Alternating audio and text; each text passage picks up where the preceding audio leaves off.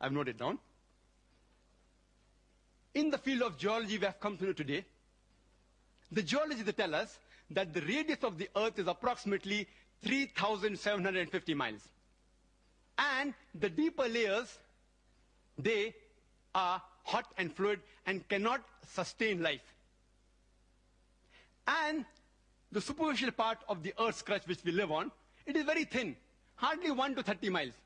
Some portions are thicker, but majority 1 to 30 miles. And there are high possibility that this superficial layer, the earth's crust, it will shake.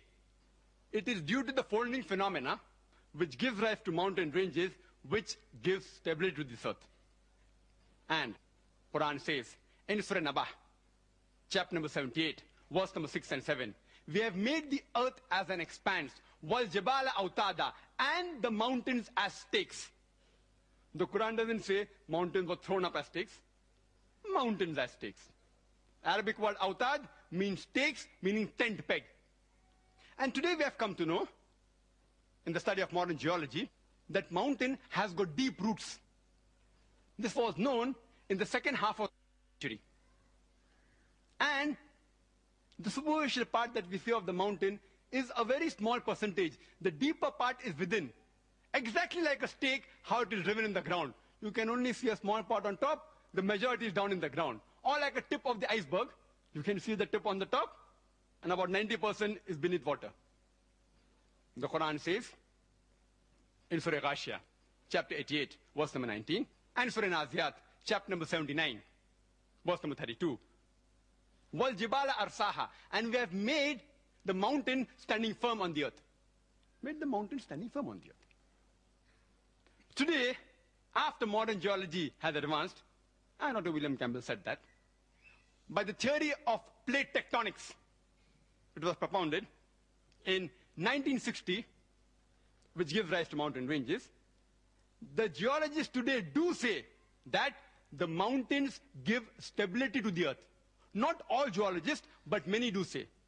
I have not come across a single geological book, and I challenge Dr. William Campbell to produce a single geological book, not his personal correspondence with the geologist. That doesn't carry weight. His personal correspondence with Dr. Keith Moore, documented proof.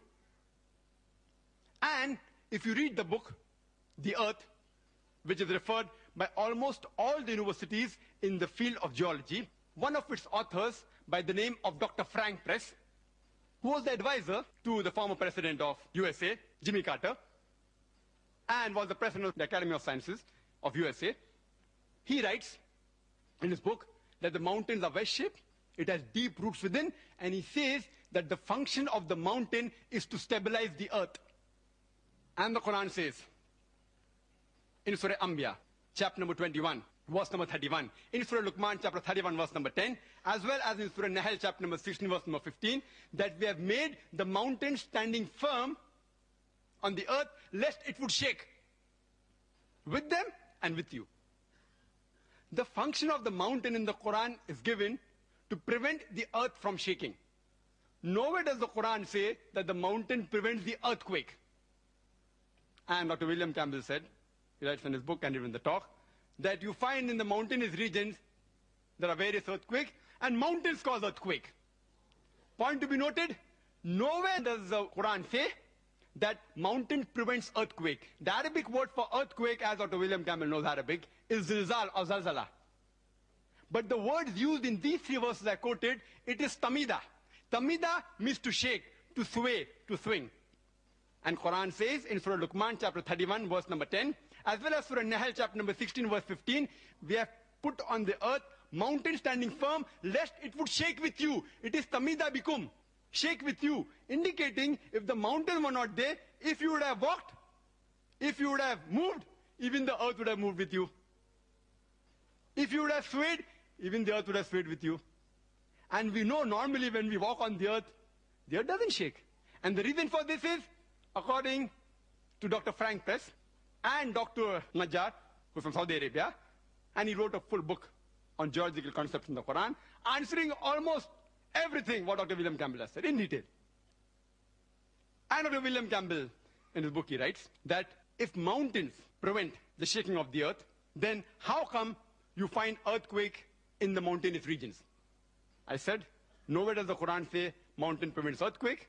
Earthquake is zilzal.